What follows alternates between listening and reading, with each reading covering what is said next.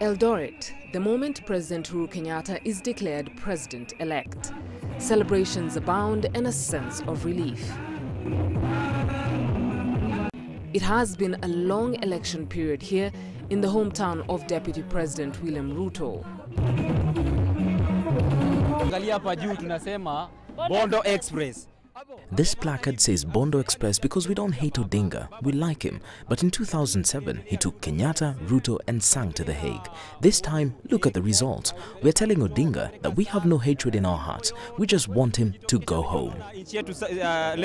From 1982. From 1992, Odinga has lost 4 elections, so we are telling him it's time to go home. We voted the other day. He told his supporters not to vote, but we voted, so let him go home quietly. We've seen what Jubilee has done for us and we're grateful. We've got roads, hospitals, and we want Jubilee for another 5 years. Eldoret is home to both ruling party and opposition supporters though, so amid all the celebrations, there's a call for unity. We don't want violence, we want peace. Kenyans should observe peace, and I thank all the Jubilee supporters who maintained peace. Our opponents celebrated the last time round and we kept quiet and prayed. We are now celebrating and we have no hatred towards anybody. There's a note of sadness too.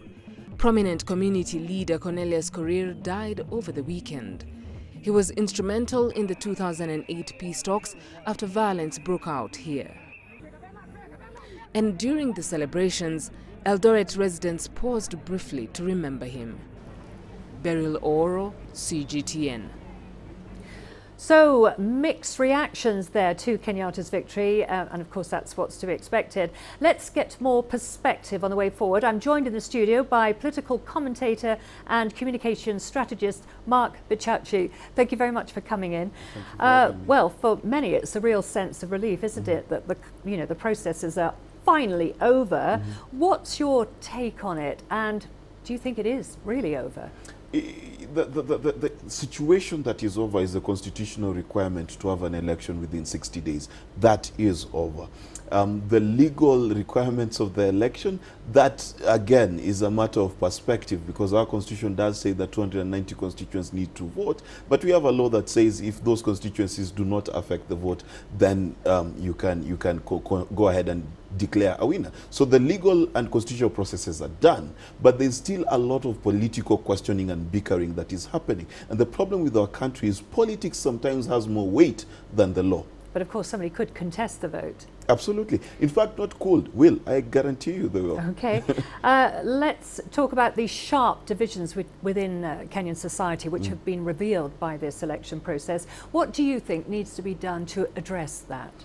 To be honest with you, one of the biggest issues that we have as a country is we have deeply ethnic, deeply tribal politics, but we like to pretend that they don't exist. So what we need to do is to have a solution that actually recognizes that we vote based on tribal lines and try to accommodate that in some shape, way and form. We try to do that with devolution, but we still focused on the top government executive power. So what people are suggesting, and I tend to agree with them, is to create 3-4 different positions, a prime minister and a deputy, 2 deputies, who are able then to facilitate and represent these other communities who feel left out. The other option as well is to create a serious office of the leader of the opposition within parliament or within senate, and whoever comes second in the elections gets to sit in senate, have some official power of oversight over the government.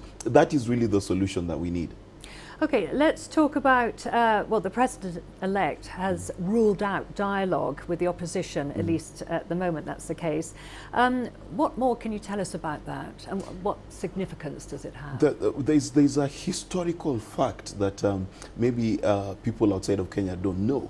is that the fear within the ruling party is that any time in Kenya you talk about negotiations, dialogue and discussions, it typically means that you need to give cabinet positions to your opposition, which is a difficult position for any leader to be in. And I think what President Uhuru Kenyatta is trying to do strategically, he's trying to buy himself time so that the dialogue is about the people and moving the country forward versus him butchering his government and having off a section of it and giving it to Raila Odinga. That is really what he's trying to avoid to do, whilst opening the door of having the conversation about the issues that I mentioned before. Okay, well, thank you very much for your analysis. That was Mark Bichachi there. Thank you for coming in. Thank you for having me.